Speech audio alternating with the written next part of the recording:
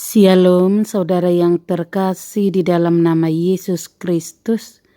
Kita mulai ibadah kita bernyanyi.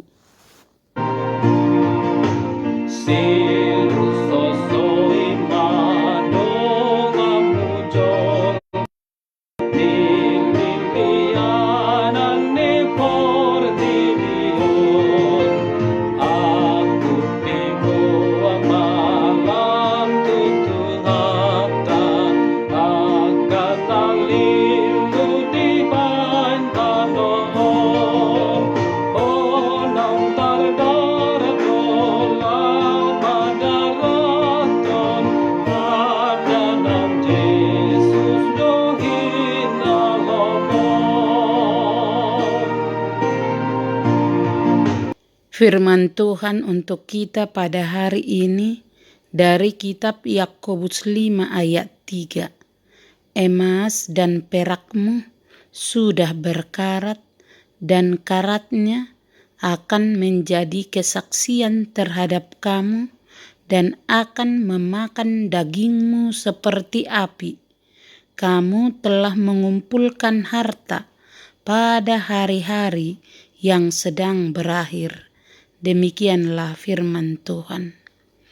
Lewat firman Tuhan hari ini, di mana Yakobus menegur keras para tuan tanah yang serakah, menguasai tanah dan mempekerjakan orang di tanah tersebut secara tidak adil, di mana orang kaya menambah harta dari upah buruh yang dia tahan, padahal setiap majikan mempunyai tanggung jawab di hadapan Allah untuk menggaji para pekerjanya secara memadai.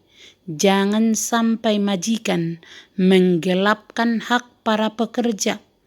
Tuhan memperhatikan pekerja yang tertindas dan mendengar teriakan mereka. Karena itulah firman Tuhan berkata untuk kita bahwa benda-benda mati seringkali disebut di dalam Alkitab sebagai hal yang menjadi kesaksian terhadap orang fasik. Langit, bumi, bebatuan di ladang, hasil bumi, dan di sini karat pada harta yang diperoleh dan disimpan dengan tidak benar, dikatakan akan menjadi kesaksian melawan orang kaya yang tidak saleh. Mereka menyangka telah menimbun harta untuk masa depan, sehingga dapat hidup makmur ketika mereka sudah tua kelak. Namun celaka, mereka ternyata hanya menimbun harta untuk menjadi mangsa pihak lain, harta yang akhirnya hanya akan terbukti merupakan harta penuh murka. Pada hari waktu mana murka dan hukuman Allah yang adil akan dinyatakan. Ketika itulah hukuman atas kejahatan mereka akan memakan daging mereka seperti dengan api. Pada hari penghakiman nanti, orang fasik akan dihukum di atas api yang kekal yang telah sedia untuk iblis dan malaikat-malaikatnya. Kiranya Tuhan menjauhkan kita dari hal yang menjadikan bagian orang kaya yang fasik. Untuk itu, marilah kita berjaga-jaga agar tidak jatuh ke dalam dosa-dosa mereka.